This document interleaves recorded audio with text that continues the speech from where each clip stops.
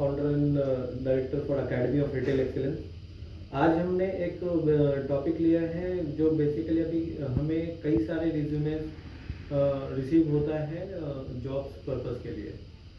But मैं आपको ये बताना चाहता हूँ कि जब हम रिक्रूटमेंट्स के लिए सीवी इनवाइट करते हैं, जब हमें जो सीवी रिसीव होती है उस सीवी में कई सारी गलतियाँ होती है, कई सारी खामियाँ होती है, जिस कारण से हम वो सीवी आगे क्लाइंट्स को, कंपनी को फॉरवर्ड नहीं कर सकते।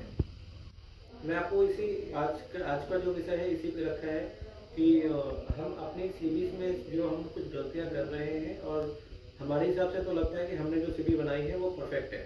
बट अगेन अगर आप एज अ थर्ड पार्टी आप एम्प्लॉय पॉइंट ऑफ व्यू से सीवी देखें तो आपको समझ में आएगा कि आपकी सीवी में आपके एक्सपीरियंस होने के बावजूद कई सारी ऐसी गलतियां हैं जो हमें अवॉइड करनी चाहिए।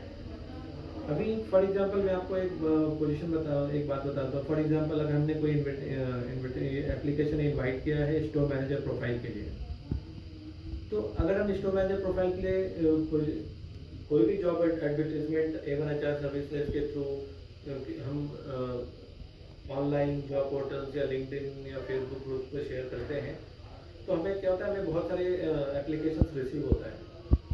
हम उन सारे एप्लीकेशंस को देखते हैं, रिव्यू करते हैं, और जब रिव्यू करने के बाद हमें पता चलता है कि कैंडिडेट्स के एक्सपीरियंस तो है बट वो अपने अनुभव को पेपर पे प्रोफेशनली लिखने में कारगर नहीं हो पाए।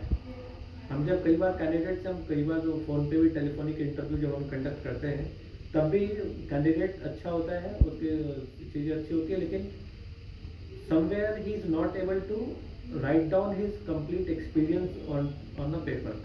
जो अनुभव उसके हैं, जितना एक्सपीरियंस उसने मार्केट से लिया हुआ है, इंडस्ट्री से, उसको प्रोफेशनली कैसे लिखें, ये अगेन एक बड़ा चैलेंज है अच्छे से अच्छे रिटेल प्रोफेशनल्स के लिए भी, जिन लोगों ने 10 साल 12 साल भी इंडस्ट्री में काम कर लिया है। तो वी नीड टू अंडरस्टैंड, हमें एक बात समझनी चाहिए कि CV is the key to company. जो भी सीवी या बायोडाटा या रिज्यूमे हम बोलते हैं वो हमारी एक चाबी की तरह काम करती है। कैसे हम किसी भी कंपनी में एंटर करना चाहते हैं तो वो एक चाबी की तरह काम करती है। और इसको this is very rightly said कि CV is the key to company. आप किसी भी कंपनी को अनलॉक करना चाहते हो, वहाँ पे आप इंटरव्यू डेस्क तक पहुँचना चाहते हो, तो you should use a right CV. आपको चाबी आप सही यूज़ करेंगे तो आप सही जगह पहुँचेंगे। मैं आपको इसको एक दूसरे एग्जांपल के माध्यम से बताना चाहूँगा। रिज्यूमे इम्पोर्टेंट क्यों है? कुछ लोग, अभी मैंने जो देखा है मैक्सिमम लोगों की सीवी सिमिलर होती है। कई लोगों ने कट कॉपी पेस्ट करके रिज्यूमे बनाई हुई है। उनका जो रियल एक्सपीरियंस है वो कहीं ना कहीं मिस हो गया है उसमें। तो सब कुछ चीज़ें, मैं कुछ पॉइंट्स आज आप लोग को शेयर करूँगा जो हमें समझना चाहिए, देखना चाहिए, और देन हमें अपने रिज्यूमे को देख के उसको एनालाइज करना चाहिए कि ये चीज़ें कहीं हमारे रिज्यूमे से भी, हमारे सीवी से भी तो मिसिंग नहीं है। मैं एक एग्जांपल बताता हूँ। जैसे हमने कोई पोजीशन, ओपन पोजीशन का एडवर्टीजमेंट किया, उस पोजीशन पे हमें कई सारा रिज्यूमे, मान लो 50 रिज्यूमे रिसीव हुई। उस 50 रिज्यूमे में से हम कई 7-8 रिज्यूमे शॉर्टलिस्ट करते हैं, और उस 7-8 रिज्यूमे से शॉर्टलिस्ट करने के बाद हम फिर फाइनल री शॉर्टलिस्टिंग प्रोसेस करते हैं, तब जा करके हमें 3-4 रेलिवेंट कैंडिडेट मिलते हैं। तो आप समझ सकते हो कि जबकि आप क्राइटेरिया के हिसाब से देखोगे, जॉब पोस्टिंग रिज्यूमे, मान लो 50 रिज्यूमे रिसीव हुई, उस 50 रिज्यूमे में से हम कई 7-8 रिज्यूमे शॉर्टलिस्ट करते हैं, और उस 7-8 रिज्यूमे से शॉर्टलिस्ट करने के बाद हम फिर फाइनल री शॉर्टलिस्टिंग प्रोसेस करते हैं, तब जा करके हमें 3-4 रेलिवेंट कैंडिडेट मिलते हैं। तो आप समझ सकते हो कि जबकि आप क्राइटेरिया के हिसाब से देखोगे, जॉब पोस्टिंग में डालते हैं, वो सिर्फ क्राइटेरिया सब लोग मैच करते हैं, लेकिन रिटेल स्किल्स के बेसिस पे कहीं ना कहीं कुछ ना कुछ लोग मिस कर रहे होते हैं, जिस कारण से रिज्यूमे पे, कई सारे रिज्यूमेस पे हमें रिजेक्शन मिलता है। कई सारे रिज्यूमेस में हमने अनुभव किया है कि लोग उस पर अपना नाम नहीं लिखते हैं, या पूरा नाम नहीं लिखते हैं, या शॉर्ट में अपना नाम लिख देते हैं, जो कि नहीं होना चाहिए। हम जब भी रिज्यूमे पे लिखें, जो हमारा सर्टिफिकेट पे जो नाम है वो पूरा नाम हमें अपने हमारे रिज्यूमे पे दिखना चाहिए। दूसरी चीज़ है, हमारे रिज्यूमे पे अगर आप देखो कई लोगों के रिज्यूमे पे फ़ोन नंबर या ईमेल आईडी मिसिंग होती है, जो कि सबसे इम्पॉर्टेंट है। अगर आपने अपना एप्लीकेशन जॉब के लिए से आगे कंपनी को शेयर किया है और अगर आप उस पर मोबाइल नंबर या ईमेल आईडी नहीं लिखेंगे तो वो एक डिस्कनेक्ट हो जाएगा, एम्प्लॉयर आप तक वापस पहुंच नहीं पाएगा, आपको रिवर्ट नहीं कर पाएगा। दूसरी चीज़ें हैं एजुकेशन की, जो हमें ये ध्यान देना चाहिए। कई बार हम जब बात करते हैं, हम अपने रिज्यूमे पे एजुकेशन लिखते हैं तो हमारी जो एजुकेशन है वो दो तरीके से होती है। एक होती है प्रोफेशनल एजुकेशन, एक होती है रेगुलर एजुकेशन। रेगुलर एजुकेशन में क्या है, आप ग्रेजुएशन हो गए, जबकि प्रोफेशनल एजुकेशन में आपका BBA, MBA, diploma, advance diploma, ये सारे हो गए। तो हमें हमेशा ध्यान देना चाहिए कि हम जो भी लिख रहे हैं हम दोनों रेगुलर और प्रोफेशनल्स के लास्ट डिग्री को, प्रोफेशनल एजुकेशन तो आप सारा ले सकते हैं, लेकिन जो रेगुलर डिग्री होती है उसकी लास्ट एजुकेशन है। मैक्सिमम एप्लीकेशंस में सीवीज में मैं देखता हूँ लोग 10th, 12th, ग्रेजुएशन, MA सब कुछ लिखते हैं। आइडियली हमें लिखना चाहिए लास्ट एजुकेशन, या तो हम ग्रेजुएशन एंड एबव की एजुकेशन ले लें इंस्टेड ऑफ राइटिंग 10th और 12th। ये ऑब्वियस सी बात है कि अगर आप ग्रेजुएशन में हो या आप ग्रेजुएट हो तो ऑफकोर्स आपने 10th और 12th पास किया होगा, तभी आप ग्रेजुएट में आए, ग्रेजुएशन कंप्लीट किया आपने। तो ये एक चीज़ ओके। और कई बार हम जब एजुकेशन भी लिखते हैं तो हम पर्टिकुलर पूरा कोर्स का नाम लिखना चाहिए और कौन सी यूनिवर्सिटी से किया है कौन सा लोकेशन है वो मेंशन होना चाहिए। साथ ही साथ अगर हम लिखना चाहें तो हम परसेंटेज कितना रिसीव हुआ है वो भी लिख सकते हैं, बट दैट इज ऑप्शनल। और हमें ध्यान देना चाहिए, कोशिश करनी चाहिए कि हम एजुकेशन में बहुत डिटेल में ना जाए। कई सारे लोग का मैंने देखा है रिज्यूमे में जो उस पर सब्जेक्ट्स भी लिख देते हैं कि अब हमने इस सब्जेक्ट में इतने सारे सब विषयों में पढ़ाई की है, उसकी ज़रूरत नहीं है। वो जब कंपनी आपसे मांगे, आपसे पूछे, जब इंटरव्यू के दौरान जब आप बात करें तब आप इन सब चीज़ों पे आप बता सकते हैं। एक सबसे इम्पोर्टेंट महत्वपूर्ण बात जो है कि जो आपके रिज्यूमे 2 पेज से ज़्यादा नहीं होनी चाहिए। किसी भी हालत में आपका रिज्यूमे 2 पेज से ज़्यादा एक्सीड नहीं होना चाहिए। एक रिसर्च के थ्रू ये सामने आए, कोई भी जब हम इंटरव्यू के लिए बैठते हैं तो कोई भी रिज्यूमे पे जब हम फोकस करते हैं 4 सेकंड से 7 सेकंड के बीच हम सारे रिज्यूमे की स्क्रीनिंग कर लेते हैं। मैं फिर से रिपीट करना चाहूँगा, 4 से 7 सेकंड। तो ये हमें समझना पड़ेगा 4 से 7 सेकंड का जो है टाइम, ये बहुत ही इंपॉर्टेंट टाइम है। क्यों? और इतने में ही हमारे रिज्यूमे इस तरीके से इजी राइटिंग में हो, इजी टू रीड हो कि हम इतने टाइम में रिज्यूमे को की स्क्रीनिंग कर लें।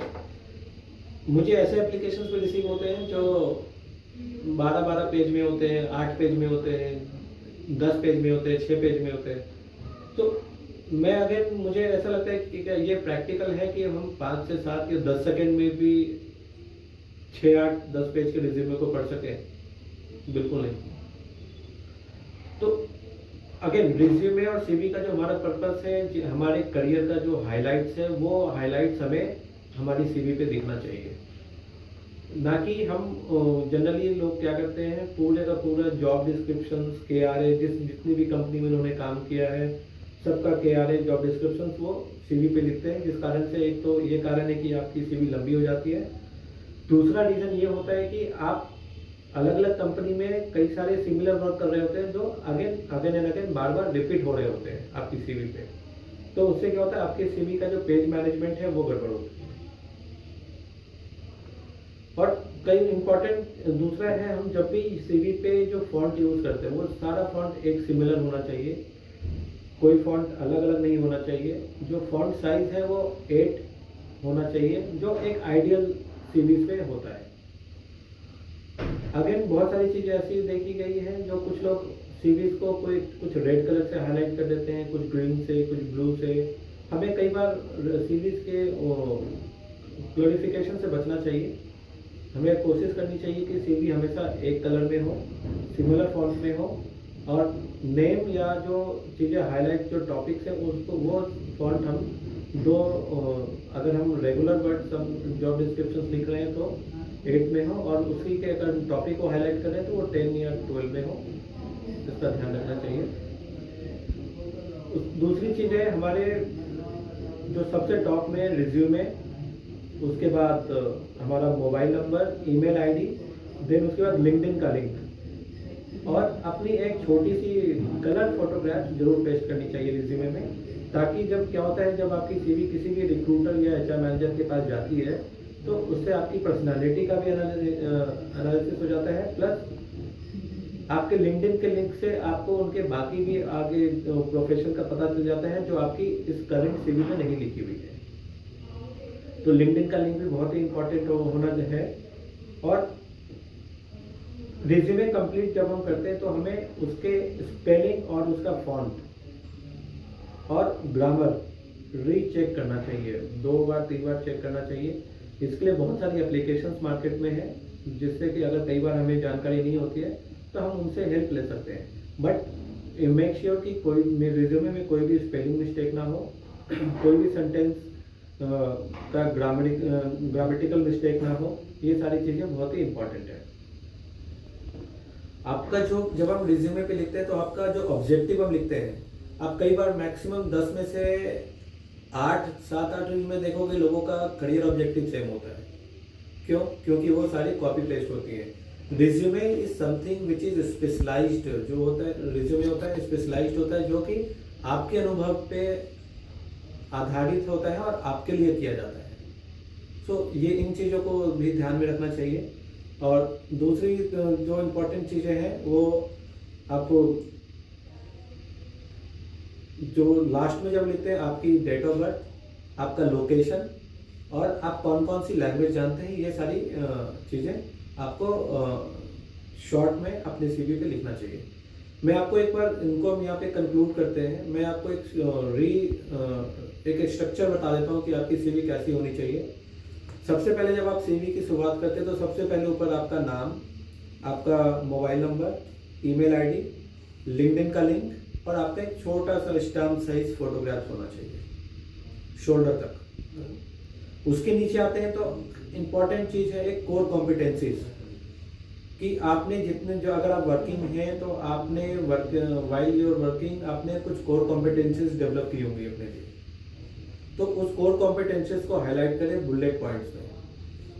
देन उसके बाद आपका अगर आपका 6, 7, 8, 10 साल का एक्सपीरियंस है तो आप अपने करियर अचीवमेंट्स पार्ट्स को हाईलाइट करें, ताकि जब एम्प्लॉयर आपके सीवी को पढ़े तो आपकी बेसिक इन्फॉर्मेशन शुरू में मिल जाएगी। उसके बाद एम्प्लॉयर को आपकी कोर कॉम्पिटेंसीज पता चलेगी। उसके बाद एम्प्लॉयर को आपकी करियर अचीवमेंट से रिलेटेड चीज़ें पता चलेंगी। फिर आप कंपनी की सारी इन्फॉर्मेशन एक जगह दो, बजाय कि अलग अलग जॉब डिस्क्रिप्शंस अलग अलग कंपनी के हिसाब से लिखने की बजाय आप एक कंपनी का नाम बुलेट पॉइंट्स में लिखो, और एक के बाद एक अगर आपने 5 कंपनी में काम किया तो 5 कंपनी का नाम एक के बाद एक बुलेट पॉइंट्स में एक ही जगह आना चाहिए, with designation, location and tenure. कि आपने फॉर एग्जांपल आपने काम किया है as a retail counsellor academy of retail excellence में दिल्ली, और 2018 से लेके जनवरी 2020 तक। एंड देन उसके बाद आपका जब आपने एम्प्लॉयर की पूरी लिस्ट लिख दी, उसके बाद आपका पूरे समरी आएगा पूरे करियर का। फॉर एग्जांपल अगर आपका 6 साल, 8 साल, 10 साल या 15 साल का एक्सपीरियंस है तो इंस्टेड ऑफ राइटिंग सेपरेटली आप उनको अलग अलग मत लिखो, आप उसको एक पूरी करियर की एक समरी बनाओ, ताकि उससे क्या फ़ायदा होगा कि आपकी बार बार आने वाली चीज़ें रिपीट नहीं होंगी, कम स्पेस में आप उसको अच्छे से मैनेज कर सकते हैं। समरी बनाने के बाद आप नीचे वाले सेक्शन में अपना डेट ऑफ बर्थ, लैंग्वेज आप कौन कौन सी भाषा कौन कौन सी जानते हैं वो लिखिए। फिर उसके बाद आप आपका लोकेशन क्या है और आपका करेक्ट लोकेशन और प्रेफर्ड लोकेशन क्या है, और नीचे अपना नाम। That's it. This is the very easiest format of CV. विशेष जानकारी के लिए आप मुझसे संपर्क कर सकते हैं। मेरा नाम अंकित है और मैं एकेडमी ऑफ रिटेल एक्सीलेंस को रिप्रेजेंट करता हूँ। Thank you.